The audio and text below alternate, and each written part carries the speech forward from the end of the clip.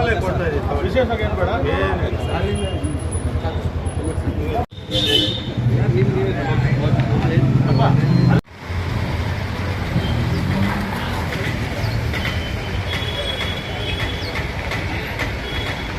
ಬರ್ಬೇಕು ಸರ್, ಅವನು ಪಾರ್ಟ್ ಸಿಗ್ತಾ ಇಲ್ಲ ಅಂತ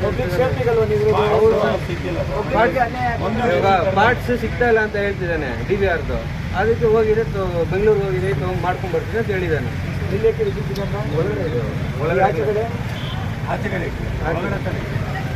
ಅದು ಒಂದು ಕವರ್ ಆಗತ್ತೆ, ಅಲ್ಲಿ ಒಂದು ಕವರ್ ಆಗತ್ತೆ.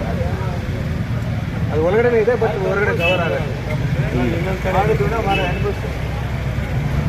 ಅಂತೇಳಿ ತಾಲೂಕು ಆಹಾರ ಸುರಕ್ಷಾ ಅಧಿಕಾರಿ ಬಂಗಾರಪೇಟೆ ತಾಲೂಕು.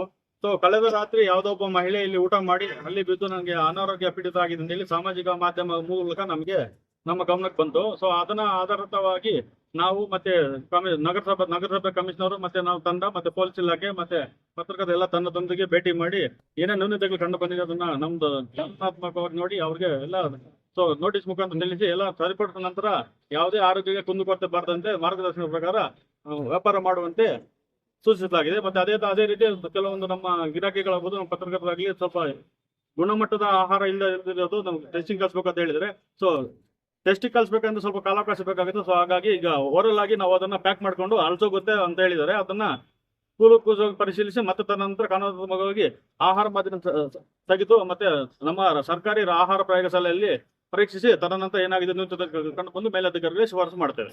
ನ್ಯೂನತೆಗಳು ಇಲ್ಲಿ ಮೆಶ್ ಅಳವಡಿಸಿಲ್ಲ, ಮತ್ತೆ ಏಪ್ರಾನ್ ಮತ್ತೆ ಇದು ಏಪ್ರಾನ್ ಹಾಕಿಲ್ಲ, ಮತ್ತೆ ತಲೆ ಗೌಚ ಹಾಕಿರ್ಲಿಲ್ಲ. ಸೊ ಇದ್ರ ಬಗ್ಗೆ ನಾವು ಹಲವಾರು ಮೌಖಿಕ ಹೋಗಿ ಹೇಳಿದ್ವಿ, ನೋಟಿಸ್ ನೀಡಿದ್ವಿ. ಸೊ ಹಂಗಾಗಿ ಅದು ನ್ಯೂನತೆ ಕಂಡು ಬಂತು.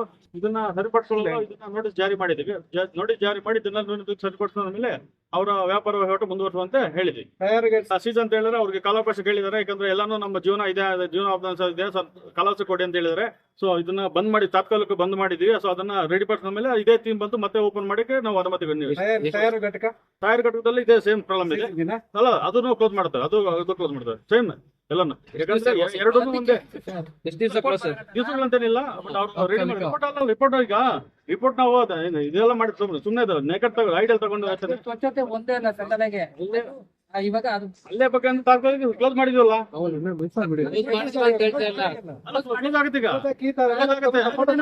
ಈಗ ನಾವು ಕ್ಲೋಸ್ ಮಾಡ್ಬಿಟ್ಟು ಅವ್ರು ಸರಿಪಡಿಸ್ಕೊಳ್ತಾರೆ. ತಾವೇ ಹೇಳ್ತೀರಾ ನಾವು ಇದ್ರಲ್ಲೇ ಜೀವನ ಮಾಡ್ತಾ ಇದೀವಿ ಅಂತ ಅವ್ರು ಹೇಳ್ತಾ ಇದಾರೆ ಅಂತ ಹೇಳ್ಬಿಟ್ಟು ಹೇಳ್ತೀರಾ ಹೇಳಿದ್ರೆ ತಾತ್ಕಾಲಿಕವಾಗಿ ಸ್ಥಗಿತ ಮಾಡ್ತೀವಿ. ರಿಪೋರ್ಟ್ ಬರೋಗಂಟನ ಇಲ್ಲ ಏನು ರಿಪೋರ್ಟ್ ನಾವು ಯಾವ ಸಂಪತ್ತು ತಗೊಂಡಿಲ್ಲ, ಯಾಕಂದ್ರೆ ರಿಪೋರ್ಟ್ ಮಾಡ್ಲಿಕ್ಕೆ ಮೈಸೂರಿಗೆ ಹೋಗ್ಬೇಕಾಗುತ್ತೆ, ಮೈಸೂರಿಗೆ ಹೋಗ್ಬೇಕಾದ್ರೆ ಕಾಲಾವಕಾಶ ಬೇಕಾಗುತ್ತೆ.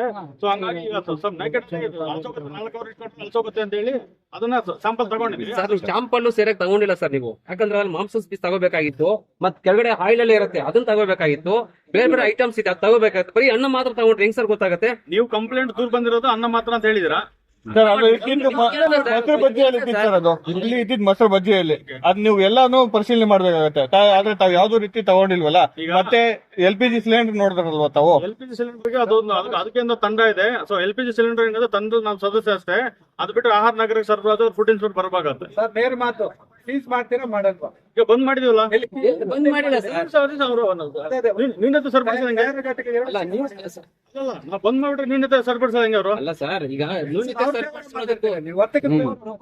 ಹೊರತಲ್ಲ, ಈಗ ಸೀಸ್ ಮಾಡ್ಬಿಟ್ರೆ ಅವರು ಸರಿಪಡಿಸಂಗೆ ಅಲ್ಲ, ನೀವು ಆಹಾರ ತಗೊಂಡಿದ್ದೆ ಶಾಂಪಲ್ ಸರಿಯಾಗಿಲ್ವಲ್ಲ ಸರ್, ಅದೇ ತಪ್ಪಾಗತ್ತ ಸರ್. ಈಗ ನಾನು ನಿಮ್ಗೆ ಹೇಳ್ತಾನೆ ಇದೀನಿ, ನಾವ್ ಹೇಳೋದಲ್ಲ ಸರ್, ನೀವು ನಿಮ್ಮ ಗೊತ್ತಿಲ್ವಾ ಅಂತ ಕರ್ತವ್ಯ ಏನಿದೆ, ರೀತಿ ಹೆಂಗೆ ನಿಮ್ಗೆ ಏನಿದೆ ಸರ್ ಇಲಾಖೆ ಸೂಚನೆ ಏನಿದೆ? ತಗೊಂಡಿದೀನಿ, ಅರ್ಥ ಆಗಿದ್ಯಾ? ಯಾಕಂದ್ರೆ ಆಕೆ ತಿಂದಿರೋ ಆಹಾರ ಇಲ್ಲ. ಅದಲ್ಲ ಸರ್, ಈಗ ಆಯ್ತು ಪೀಸ್ ತಗೊಂಡು ಕಲೆಕ್ಟ್ ಮಾಡಿ ಅದ್ರಲ್ಲಿ ಪೀಸ್ ತಗೊಂಡಿದ್ದೀರಾ? ಇಲ್ಲ. ಮೇಲ್ಗಡೆ ಮಾತ್ರ ರೈಟ್ ತಗೊಂಡಿದ್ದೀರಾ, ಕೆಳಗಡೆ ಎಲ್ಲ ಅದ್ರ ಮಸಾಲೆ ಎಣ್ಣೆ ಎಲ್ಲ ಇರುತ್ತೆ, ಎಲ್ಲ ಮಿಕ್ಸ್ ಮಾಡಿ ತಗೊಂಡಿರೋದು ಸರ್. ನಾವು ನೋಡ್ತಾ ಇದೀವಿ ಸರ್. ವಿಡಿಯೋ ಇದೆ, ವಿಡಿಯೋ ಇದೆ. ಜಾಗ ಇದು ನೋಡಿ ಅಲ್ಲಿ ಹೋಗ್ಬೇಕಾಗುತ್ತೆ.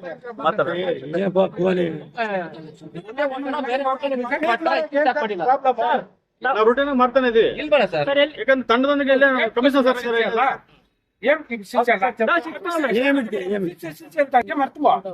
ఆఫీసర్ మాట్లాడతాడు అదే మాట్లాడుతుండేది నువ్వు మిస్టర్ సిసి దానికే మర్తమా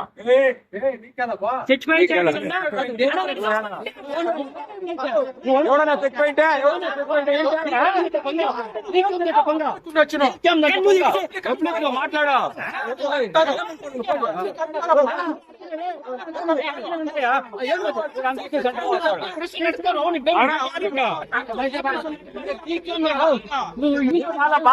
అర్థం చేసుకోవాలి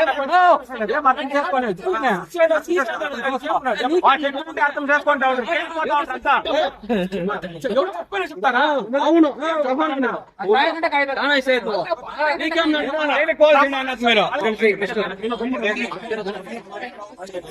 మీరు